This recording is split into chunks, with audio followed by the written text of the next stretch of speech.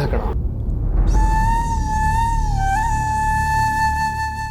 ಅವಳು ನನ್ನ ಪ್ರಾಣ ಸ್ನೇಹಿತ ಅಂತ ಅನ್ಕೊಂಡಿದ್ದಾಳೆ. ನನ್ನಿಂದ ಆ ಪ್ರಾಣಕ್ಕೆ ನೋವಾಗೋದು ಬೇಡ.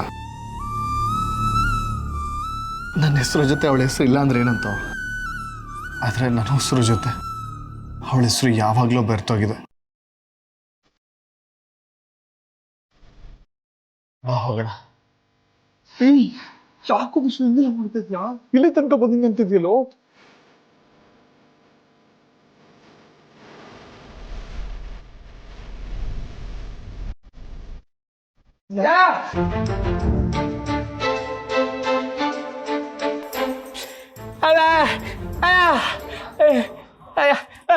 ಅಣ್ಣ ಅಣ್ಣ ಆಗ್ಲೇ ಮಾತಾಡ್ದೆ.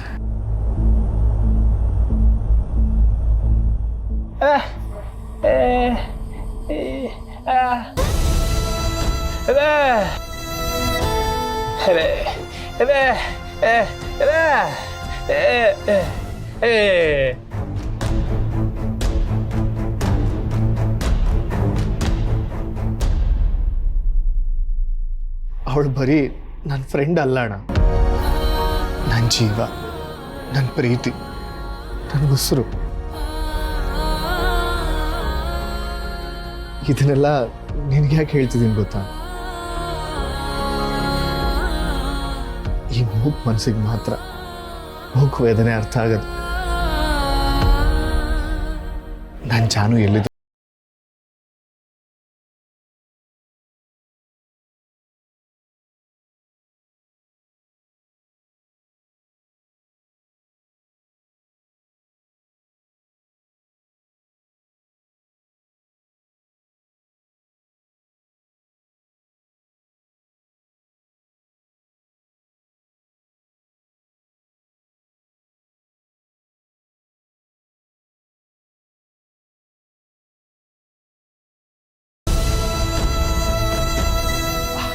ನಾನು ಹೋಗಿ ಬರ್ತೀನಿ.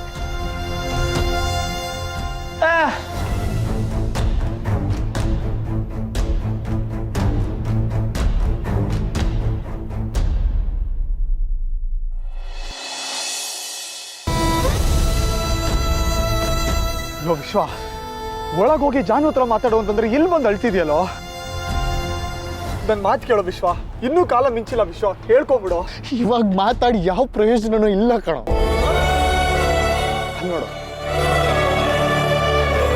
ನೋಡು ಅಲ್ಲಿ ಜಾನ್ವಿ, ಜಯಂತ್ ಎಷ್ಟು ಚೆನ್ನಾಗಿ ಕಾಣಿಸ್ತಿದೆ ಅಲ್ವಾ? ಅಲ್ಲಿ ನನ್ನ ಹೆಸರು ಚೆನ್ನಾಗಿ ಕಾಣಿಸಲ್ಲ ಕಣೋ, ಕಾಣಿಸಲ್ಲ. ವೇದಾಂತಿ ಥರ ಮಾತಾಡ್ಬೇಡ ವಿಶ್ವ. ಅವಳನ್ನ ಬಿಟ್ಟು ನೀನು ಬದುಕಿರಲ್ಲ ಅಂತ ನನಗೆ ಗೊತ್ತು ಕಣೋ. ಮಾತಾಡ್ಬಿಡೋ ವಿಶ್ವ, ಹೇಳ್ಕೊಂಬಿಡೋ. ಹೇ, ಪ್ರೀತಿ ಮಾಡೋ ಪ್ರತಿಯೊಬ್ಬ ಹುಡುಗನು ತಾನು ಪ್ರೀತಿಸಿದ ಹುಡುಗಿನೇ ಮದುವೆ ಆಗಬೇಕು ಅಂತ ಕಣೋ ಬಯಸೋದು. ಆದರೆ ಅವನ ಹಣೆ ಬರದಲ್ಲಿ ಅವಳ ಹೆಸರಿಲ್ಲ ಅಂದ್ರೆ ಏನೋ ಮಾಡೋಕ್ಕಾಗತ್ತೆ. ಇವಾಗ ನಾನು ಕೆಟ್ಟ ದಾರಿ ತುಳಿದ್ರೆ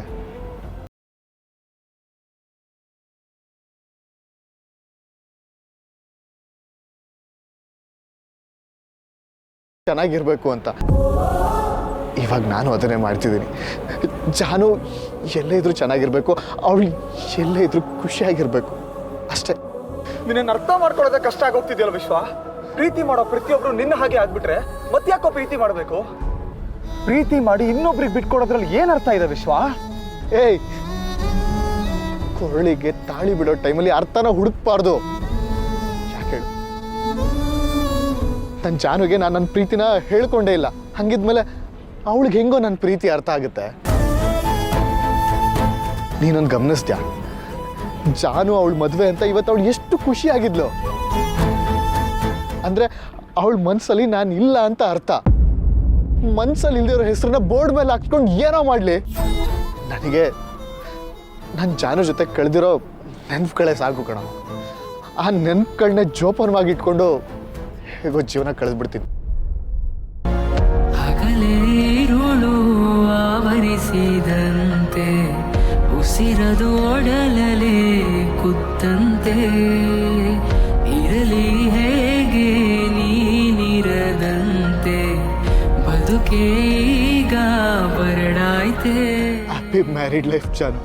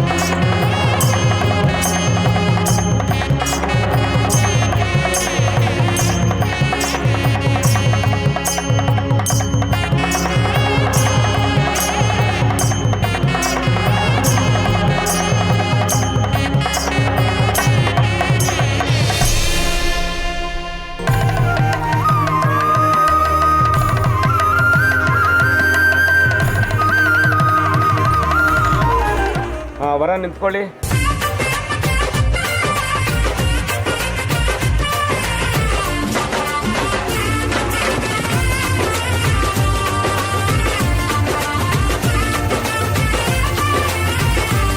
ಈಗ ಈ ಬಟ್ಟೆನ ಯಾಕೆ ಹಿಡ್ಕೋತಾ ಇದ್ದಾರೆ? ನಮ್ಮ ತಂಗಿನ ನೋಡ್ಬಾರ್ದು ಅಂತ ಬಾವ.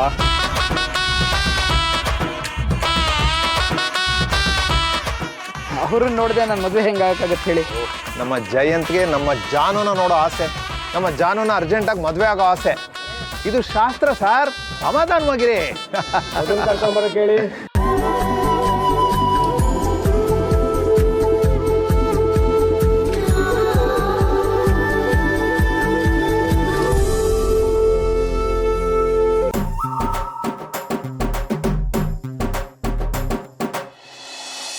ನಿಮ್ಗೆ ಹೆಂಗೆ ಪರಿಚಯ ಅವರು?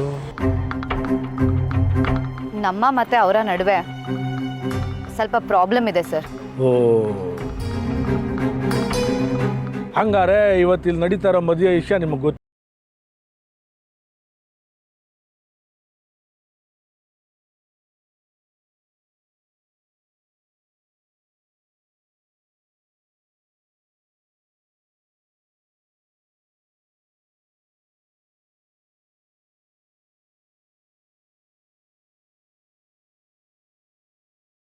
ನೋಡಿ, ಇವರು ನಮ್ಮ ಬೀಗರೆ. ನನ್ನ ಮಗಳನ್ನ ಅವ್ರ ಎರಡನೇ ಮಗ ಮದುವೆ ಮಾಡ್ಕೊಂಡಿದ್ದಾನೆ. ನಿಮ್ಮಿಬ್ಬರ ನಡುವೆ ಏನು ನಡೆದಿದೆ ಅಂತ ಹೇಳಿದ್ರೆ ಆಮ್ಯಾಕೆ ಯೋಚನೆ ಮಾಡಮ್ಮ, ನ್ಯಾಯ ಯಾವ ಕಡೆ ಅದೇ ಅಂತ. ನಮ್ಮ ಅಣ್ಣನಿಗೂ ಅವ್ರ ಮನೆ ದೊಡ್ಡ ಮಗಳಿಗೂ ಮದುವೆ ಫಿಕ್ಸ್ ಆಗಿತ್ತು. ದೊಡ್ಡ ಮಗಳು ಅಂದರೆ ಭಾವನಾ? ಹೌದು. ಮದುವೆ ದಿನ ಮಂಟಪಕ್ಕೆ ಬರೋವಾಗ ನಮ್ಮ ಅಣ್ಣಂಗೂ ಅಮ್ಮಂಗೂ ಆಕ್ಸಿಡೆಂಟ್ ಆಗಿ ಅವರಿಬ್ರು ತೀರ್ಕೊಂಡ್ಬಿಟ್ರು.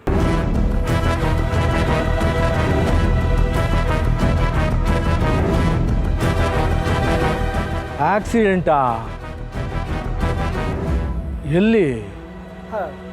ಅದೇ ಸರ್, ನಮ್ಮ ಮಠಕ್ಕೆ ಹೋಗೋ ರೋಡ್ ಇದೆ ಅಲ್ವಾ, ಅಲ್ಲೇನೆ ಹೋಗ್ಬೇಕಿದ್ರೆ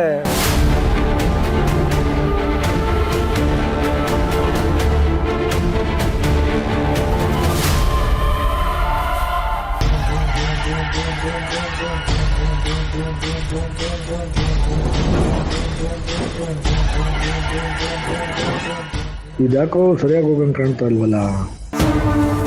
ಮುಂದಕ್ಕೊಂದು ಸುತ್ತಾಕೊಂಡು ನನ್ನ ಬುಡಕ್ಕೆ ಬರಂಗೆ ಕಾಣಿಸ್ತಾ ಇದೆ.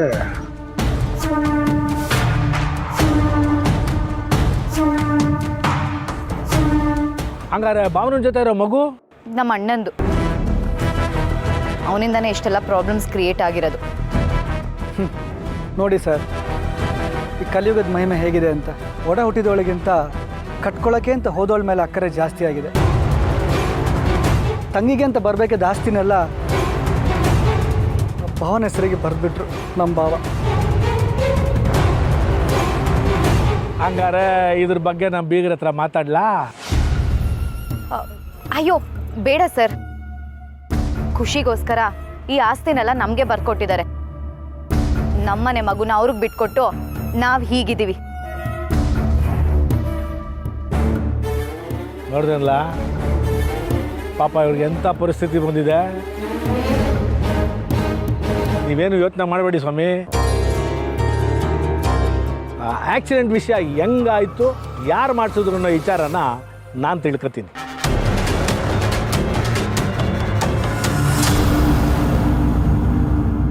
ನೋಡ್ಲ, ಇವರು ಈಗ ನಮ್ಮ ಸಂಬಂಧಿಕರೇ.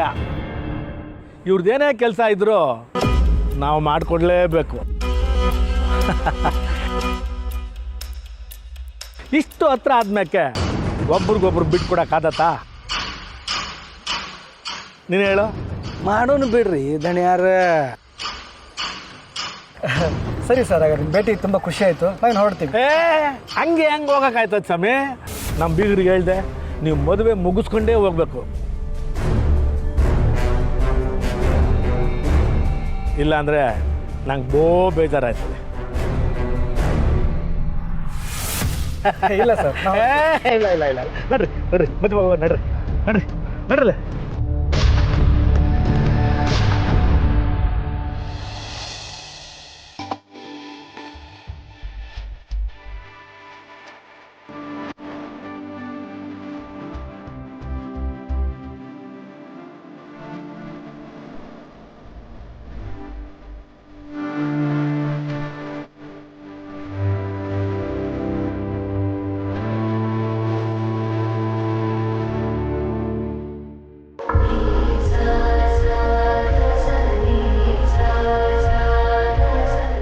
ನಮ್ ಜಾನು ಎಷ್ಟು ಮುದ್ದಾಗಿ ಕಾಣ್ತಾಳೆ ಅಲ್ವಾ?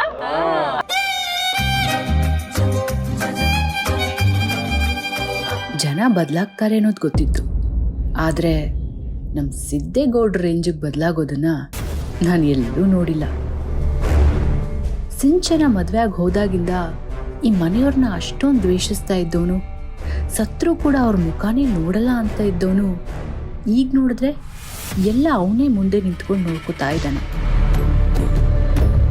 ಅಲ್ಲ, ಇದನ್ನೆಲ್ಲ ಇವ್ರ ಮೇಲಿರೋ ದ್ವೇಷಕ್ಕೋಸ್ಕರನೋ ಅಥವಾ ಇವನು ಯಾವಾಗಲೂ ಮಾಡೋ ಹಾಗೆ ರಾಜಕೀಯಕ್ಕೋಸ್ಕರ ಮಾಡ್ತಿದ್ದಾನ ಅಥವಾ ಇನ್ನೂ ಬೇರೆ ಏನಾದರೂ ಇದೆಯಾ? ಒಂದೂ ಗೊತ್ತಾಗ್ತಿಲ್ವಲ್ಲ. ಲೇ ಮರಿಗೌಡ, ನೋಡ್ಲಾ ನಮ್ಮ ಸಿದ್ದೇಗೌಡನ 15,000 ಓಟ್ನ ಹಿಂಗೆ ಓಡಾಡ್ಕೊಂಡೆ ತಂದ್ಬಿಡ್ತಾನೆ ಕಣ್ಲ ಅವನು. ನೋಡ್ತಾ ಇರು ರಾಜಕೀಯದಾಗೆ ಅವ್ನು ಹೆಂಗ್ ಬೆಳಿತಾನೆ ಅಂತ. ಎಷ್ಟೇ ಆಗ್ಲಿ ಅಪ್ಪ ಇನ್ ಮುದ್ದಿನ ಮಗ ಅಲ್ವೇನವ, ಅವ್ರ ದಾರಿಲೇ ನಡೀತಾವನೆ.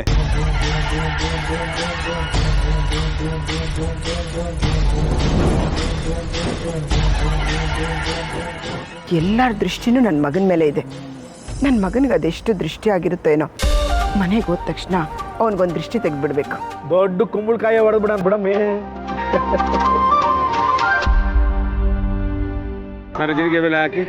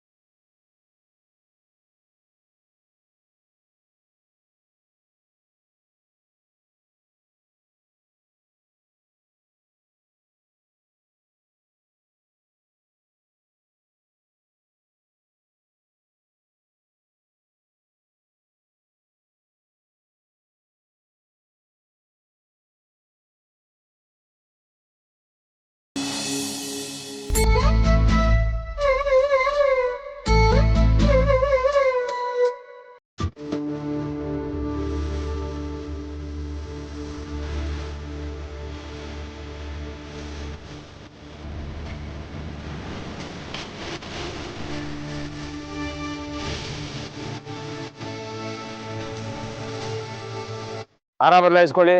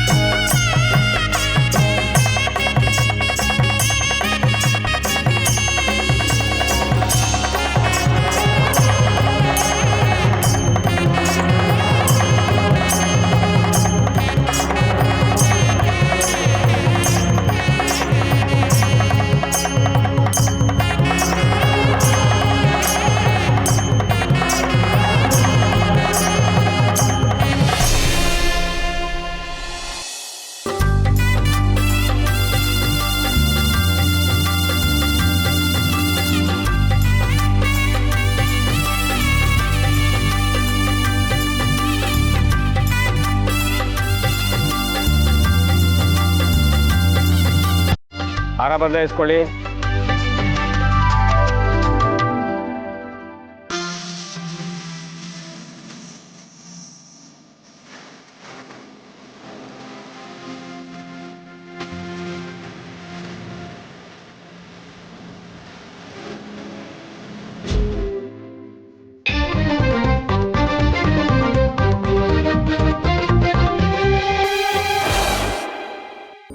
ತಾಳಿ ಎಲ್ಲರ ಕೈ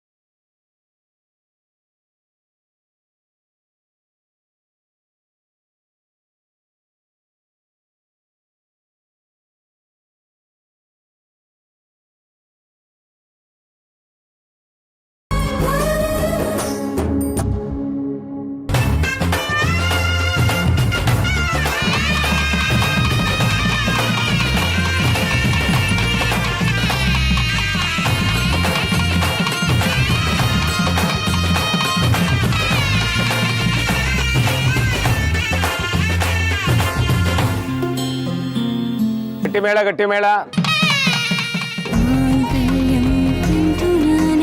ಮಮ ಜೀವನ ಹೇತುನಾ ಘಂಟೆ ಬದ್ನಾಮಿ ಶುಭಗೆ ತ್ವಮ ಜೀವ ಶರದಾಂ ಸದಂ ಮಾಂಗಲ್ಯಂ ತಂತುನಾನೇನ ಮಮ ಜೀವನ ಹೇತುನಾ.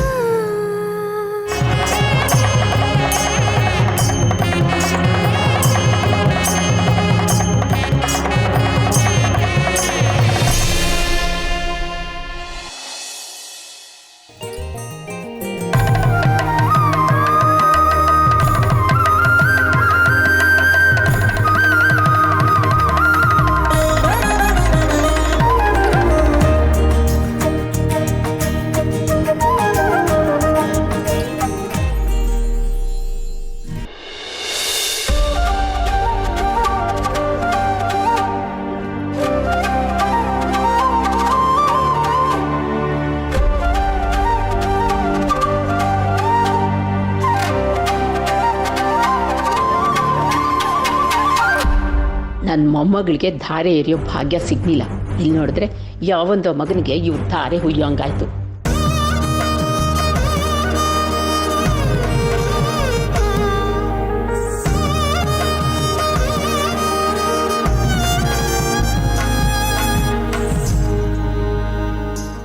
ನೂರು ವರ್ಷ ಆ ಭಗವಂತ ನಿಮ್ಮನ್ನು ಸುಖವಾಗಿಟ್ಟಿರಲಿ.